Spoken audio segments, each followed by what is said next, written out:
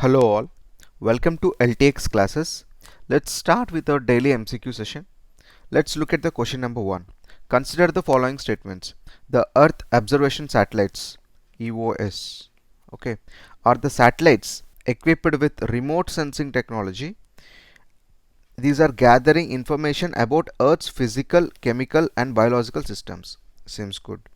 The second statement, many Earth observation satellites have been employed on geosynchronous orbit. So what would be the correct answer?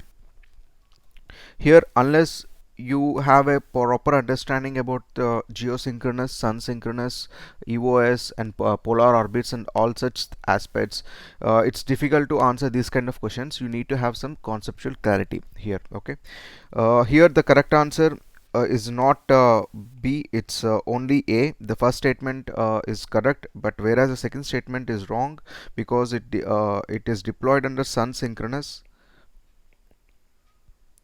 orbit. It is definitely not the geosynchronous orbit. Okay, so let's look at some details about this Earth observation satellites. The Earth observation satellites usually launched by ISRO. They include some of the Earth observation satellites. They are equipped with remote sensing technology. That would be your first point. And the second point is the Earth observation is the gathering of information about Earth's all types of systems. Okay, that we have seen in the statements. And if you want to list some of the US, the list is as follows. We have a resource sat,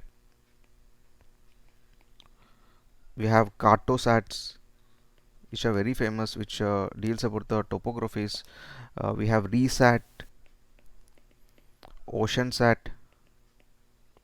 etc. These are some of the Earth observation satellites. Okay, along with this, recently we have plans like EOS 1, EOS 2, EOS 3. Okay, let's look about what are the details.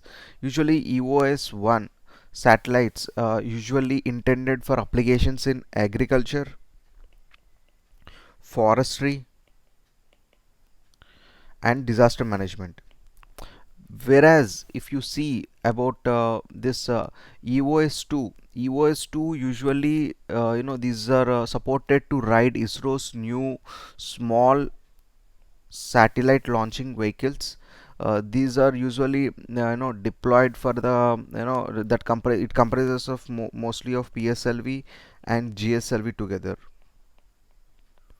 to cater the increasing demand for launching for small commercial satellites. You can call them as a small commercial satellites. Okay, this is what EOS2 is intended for.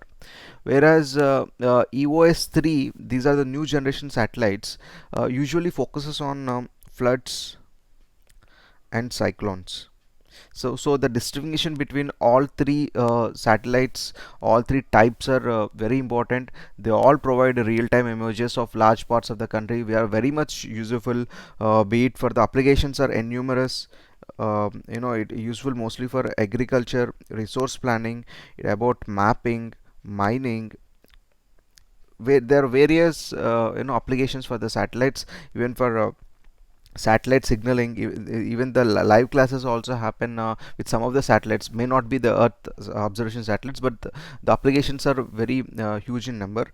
But now that we understood the concepts about Earth observation satellites, we have seen the types, we have seen the various launches in the recent times. So let's see the context of the question. Here ISRO, the Hindu article mentions, today's Hindu article mentions ISRO gearing up for multiple mission in year 2020. Yes, due to this pandemic, there was a great deal of delay in the new launch vehicles. This article talks about ISRO. It talks about PSLV. It's talk you have this EOS 4, EOS 6. These are some type of. It also talks about SSLV. As I mentioned, these are some of the satellites that were briefly mentioned in this article. This makes all the more important for the prelims. Okay. The next question. Consider the following statements. Director of Enforcement is a multidisciplinary organization mandated with the task of enforcing the provisions of two special fiscal laws, FEMA and PMLA. Okay. The second statement, the Enforcement Directorate is administered by Internal Security Department under Ministry of Home Affairs. So what would be the correct answer here? If someone who reads about internal security, or someone who talks about economic offences, or the types of laws governed by governed to deal with economic offences, they'll definitely read about ED, IB and all such departments. Here the first option is correct, whereas the second option is incorrect because it's not the internal security department, it is the revenue department in the Ministry of Home Affairs that usually deals with these types of functionaries of the Enforcement Directorate. And along with this FEMA and FERA, along with this FEMA and PMLA, we also have this Fugitive Economic Offenders Act of 2018. This Enforcement Directorate also governs this act. So this is very important regarding the type of cases that we are encountering. The designated ED officials adjudicate FEMA violations. They look after about attaching the assets, and more so the culprits found guilty for violation of FEMA also, they attach the assets for transferring, conversion, disposition of the assets. We have seen the same thing with some of the personalities like Nirav Modi and Vijay Mallya. Their assets are also being attached under the Fugitive Offenders Act. The offenders choose to stay outside the country and its jurisdiction to protect themselves, so that what makes them fugitive. So the Fugitive Offenders Act allows the economic offenders from evading the law, and preserves the sanctity of justice system in the country. Okay, that is what about the second question. Let's see the context. The context is E is mentioned in attaching the fraud cases. So whenever this type of departments comes up in the news, it is very important to know about the details, their functionaries, their headquarters, the acts which are governed, all these things. Okay, the next question. Consider the following statements regarding MITI. That is Ministry of Electronics Information Technology. Okay, let's see the options. E-government, providing infrastructure for delivery and services. E-industry, promotion of electronics hardware manufacturing. And ITES industry. Though you need to select the functionaries of MITI. Here the correct answer is C, both, because both are the very much functions of MITI. Along with this, we have some more functions functions of MITI. These functions are very much important whenever it comes to the e-governance aspects, when there is a national e-governance plan. So all these functions are very important. We have e-government, we have e-industry, we have e-innovation, you can also call R&D, we have e-learning, e-inclusion, and internet governance. So all these are functions of MITI to look after the ICT and to promote the inclusive growth. The functions also caters about internal cyberspace and development of e-skills, knowledge network, internet governance, and enabling innovations and mechanism for R&D transition. So these are the basic functions of MITI. This is very important for prelims and mains, because there are many questions that been asked in prelims, especially about various ministries, their functionaries, their departments. So that's what prompted us to pick up this question. Let's see the reason.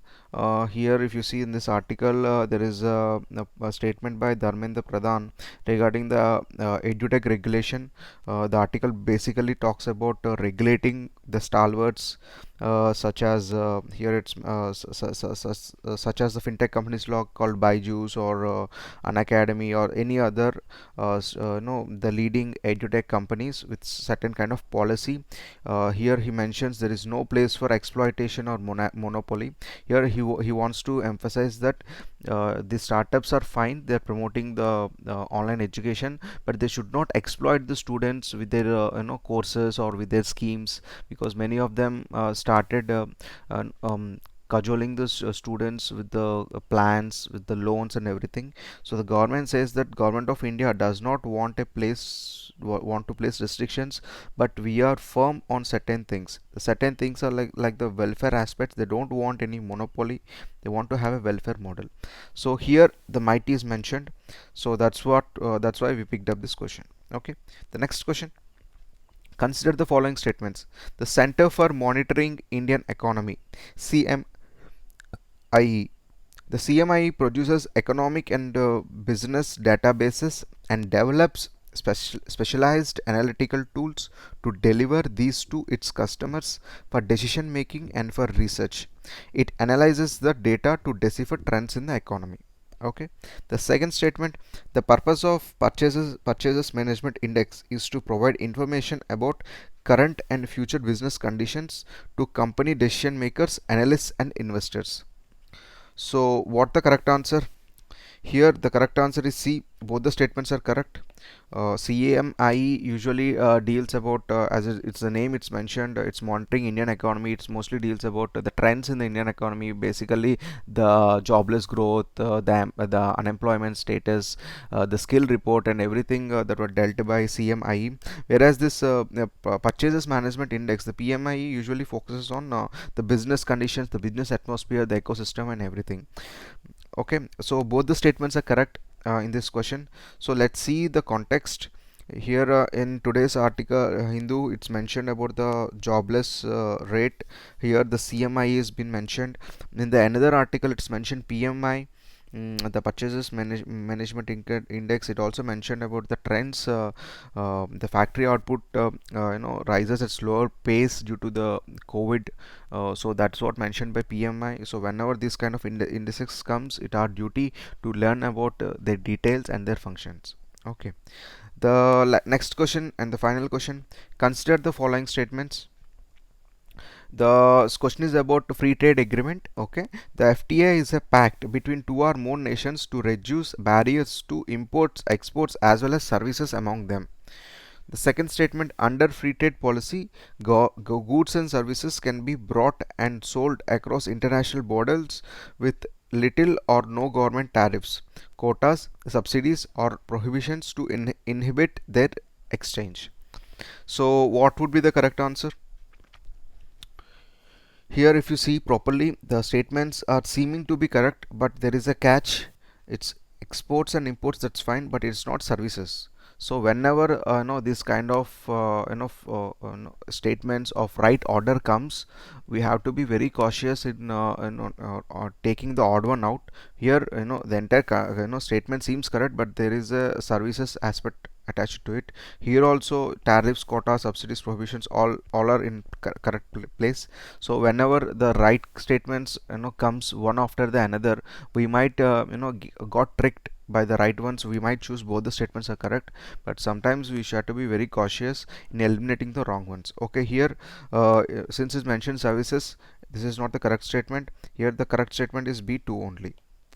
Okay, the FTA, let's see the FTA. If you read about on some more international relations, about the trades, global trends, and you will definitely read about free trade agreement. It is a pact between two or more nations to reduce the barriers between barriers to imports and exports among them. Under free trade policy, goods and services can be brought and sold across international borders with little or no government tariffs. Okay, the concept of free trade is opposite to the trade protectionism or economic isolation. Okay, there's some certain benefits of free trade, because it is a reduction or elimination of tariffs happens with this. and it also goes for intellectual property protection. Okay, these are some of the benefits of free trade. We have customs unions, we have economic unions, economic zones, which are very helpful in having the trade practices between one to another. So that is the reason. Okay, let's see the reason for picking this article. India Israel in talks for free trade agreement. So that's what made up to pick up this article. So that's all for today. If you have any doubts, any suggestions, please let us know in the comment section. Please support us by liking the video and subscribing the channel. Thank you. See you in the next session.